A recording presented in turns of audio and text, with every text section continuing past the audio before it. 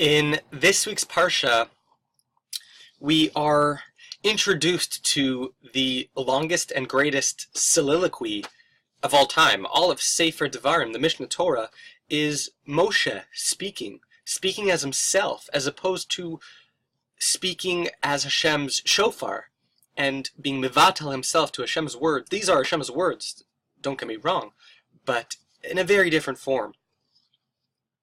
And a lot of Devarim, as we know, is a Mishnah Torah, as a second Torah, is very much a repetition. And a lot of the Rishonim, especially the Ramban, they spend time analyzing and dissecting the overlap and the differences that may occur between the retellings of Devarim and those in the other four Sfarim. So at the beginning of the Parsha, in the first couple of aliyahs, Moshe describes the process that led him to deciding to anoint the Sanhedrin and the Beis Din and have other leaders, and the Sarei Alafim and the Sarei Me'ot and the Sarei Chamishim. How Moshe felt that he needed help in the area of judgment, of adjudication. So the Ramban says there are a couple discrepancies here. First of all, Yisro is not mentioned at all, and Yisro was the idea man. Yisro was the one who urged Moshe to implement this. Why isn't he mentioned? So the Ramban says, Siper bekan ki ka'asher mina sarei ha'alafim v'hameot. First of all, lo mina otam rak al hamishpat, aval hu be'atzmo yilamdem haTorah. First of all, it's a very important point that Moshe wanted to point out that while he needed help with the adjudication process, with the judicial branch, when it came to teaching the Limud Torah, the Lilmod Ulalamed, he was still the primary teacher because he felt that a judge can be someone who actually serves better as the mitzvos are given afterwards, not to be afraid and not to give a certain netiya one way or another. It's good for a judge to be completely black and white and not get invested and be completely objective and be a far observer. Whereas being a teacher requires the personality, requires a relationship. But, our question, Velo amar davar b'shem Yisro. Why not? Le'anvuto, because of his anava. The anava being, it wasn't his own anava, because again, it wasn't his idea, so it's not going to be attributed to him, but anava not in the sense of tooting his own horn, but of just having the conversation be dependent or focused on him. That's also a certain element of anava, that you shouldn't be the center of the conversation when you have a group gathering, that Moshe said, I'd rather not talk about me, my family, myself, what's going on. Let's talk about you. However, the Tur has a different girsa, because he doesn't understand how could it be his own anava.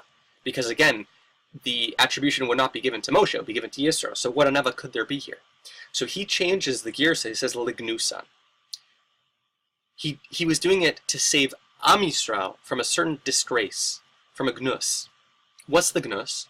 The gnus is that they would have had to have an outside influence, outside the tribe, to give them this idea. How come nobody else could have come up with this idea? They needed Yisro's help. They needed an outsider, which is incredible.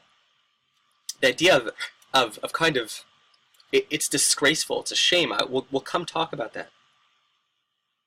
Oh, he gives another answer. Shelo yazkir lador hazek ki isha kushit lakach, because he doesn't want to remind them about the whole episode that happened with Aaron and Miriam, and bring all this up. He doesn't want them to think about Yisro and Yisro's daughter, whom he married and separated himself from, which led to the whole ordeal with Aaron and Miriam. He didn't want them to get involved. He didn't want to create that kind of strife going into Eretz Yisrael.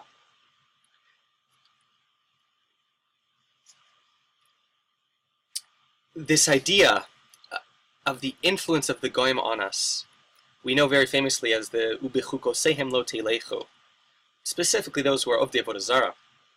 But what's interesting is Moshe spends a lot of ink talking about the other nations in this week's Parsha. Atem avrim begvul achechem b'nei Esav, al titgaru bam. Don't cause war. Don't bother Esav. Go through them nicely. Ki Yerusha le'Esav natati et Har Seir. They have Har Seir as a Yerusha, just like you're going to have Eretz Yisrael as a Yerusha. Al tatzor Moav, ki livnei Lot natati et ar Yerusha. Moav has a Yerusha. Lot has a Yerusha. Ha'emim lefanav yashvu ba. Before the Moavim moved in, the Emim lived there. Am gadol v'rav v'ram ka'anakim. A huge nation. Ubeseir yashvu achorim lifnim, ubnei Esav yarshum v'yashmidu mipneihem v'yashvu tachtam, ka'asher asa Yisrael le'eretz Yerushato asher natan Hashem lahem. Obviously, Yisrael hasn't gotten their Yerusha yet. Rashi says, Lashon hoveh, klomar natati behem koach sheyu morishim. They have the koach, the potential's there. It's like I've already given, as Rashi has said in other places. It's given. Hashem says so, it's given. Amon, al tetzurein ve'al titkarbam, ki lo eten me'eretz b'nei Amon lecha Yerusha, ki livnei lo netatiya Yerusha. Rifa'im yashvu b'alifnim zamzumim, am gadol v'ram v'rav ka'anakim. Vayashmidem Hashem mipneichem, vayirshum vayishvu tachtam. So why so much of the Parsha devoted to talking about the other nations and the Kaftorim and the Zamzumim and how they beat them in battle? What's the point? Rashi points out the word that repeats itself here is Yerusha, Yerusha, Yerusha. They have a Yerusha too. Me Avraham, says Rashi. Asara amamim miltati lo. Avram gets 10 nations. We know about the 7 nations. Shiva lachem, we are the Bechor. So we get the bigger Nachala. Vikeni, Viknizi, Vikadmoni, Hein Amon Moav Seir. But there are others involved in Eretz Yisrael too.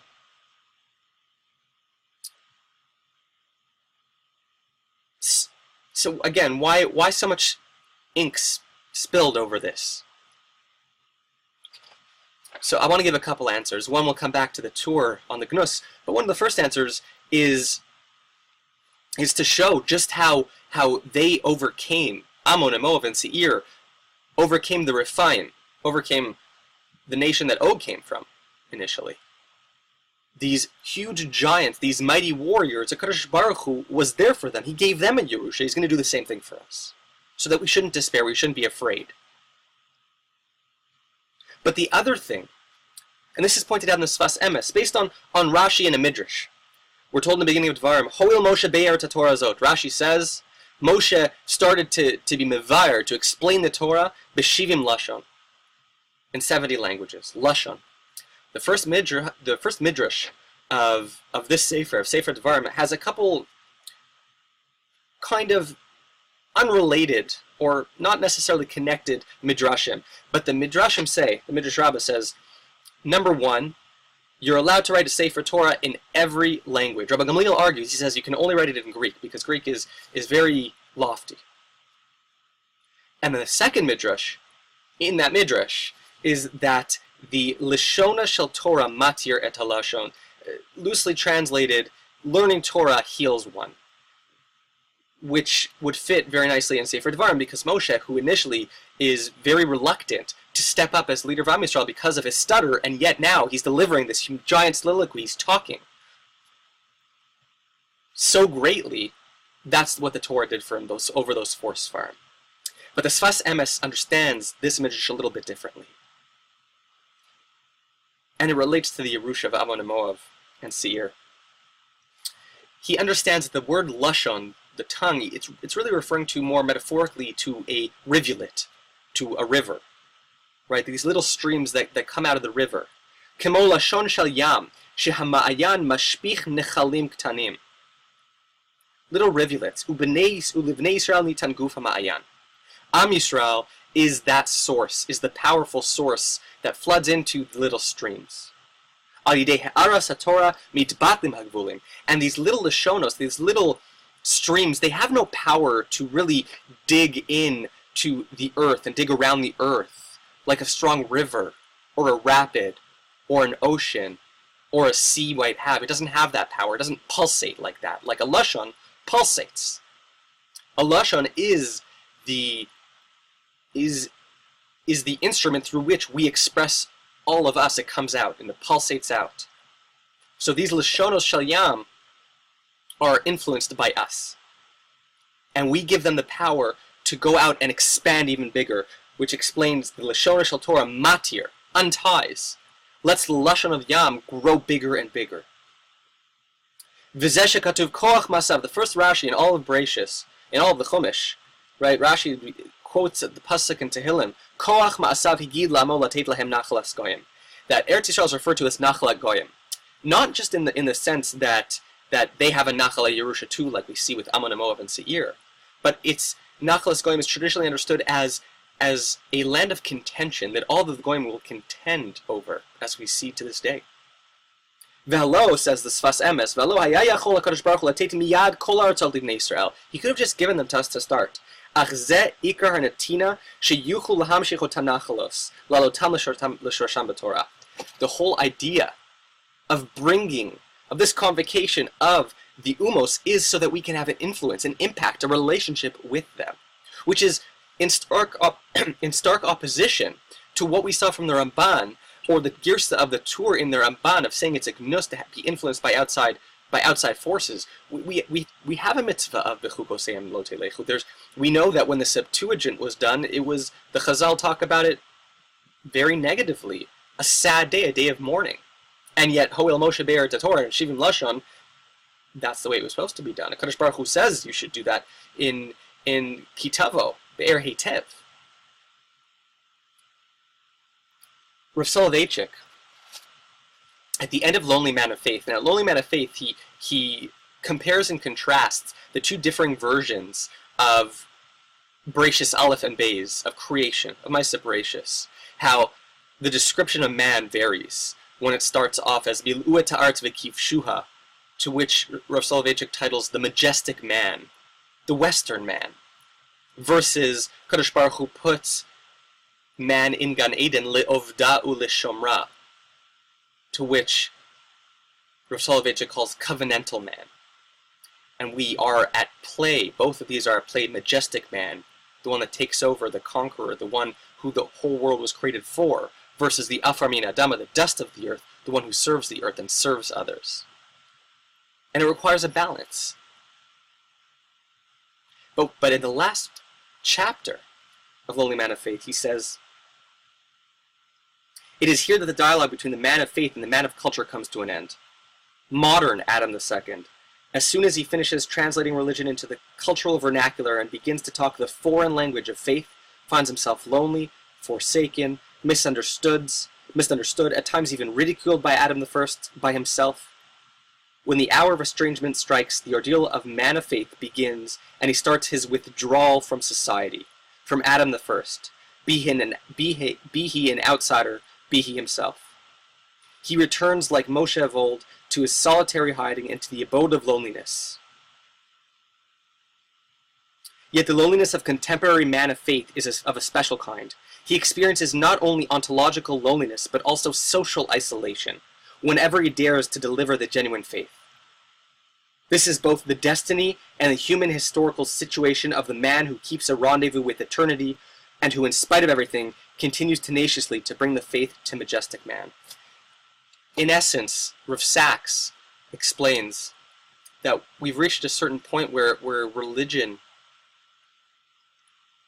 all three major religions, have withdrawn as a result of the revolution of atheistic Western society. The society that we want to, it's a gnus to us to be impacted by. We have that in modern Orthodoxy, and we have it in ultra-Orthodoxy. We have it in Christianity, and we have radical Islam, which is the exact opposite, which is trying to take over.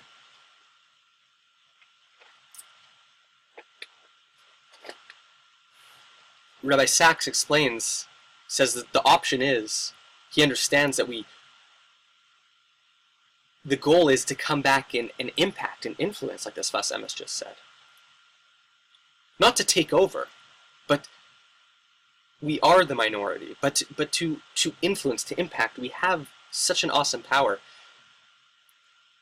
A couple days ago, I drove some boys to camp in the Catskills, and we stopped off at the gas station, and one of the boys wanted to buy a Slurpee, and he had 73 cents, and it was 75 cents, and he's haggling with the store owner, or the store manager, and she's not having any of it. She says it's 75 cents. So I'm looking at this as an onlooker and thinking, our relationship with the Goyim is this a negative? Is this something negative? Is this? I mean, definitely could be taken negatively, and it can certainly perpetuate a certain generalization of Jews and depiction of Jews. But we have a great responsibility and a great power to influence and bring about the covenantal man, to show the awesome power of religion. This was a struggle that goes back to Yosef and the rest of the Shvatim. Yosef was a man who wanted to get involved with the Goyim, who wanted to strike up that relationship, and the brothers felt it was too dangerous.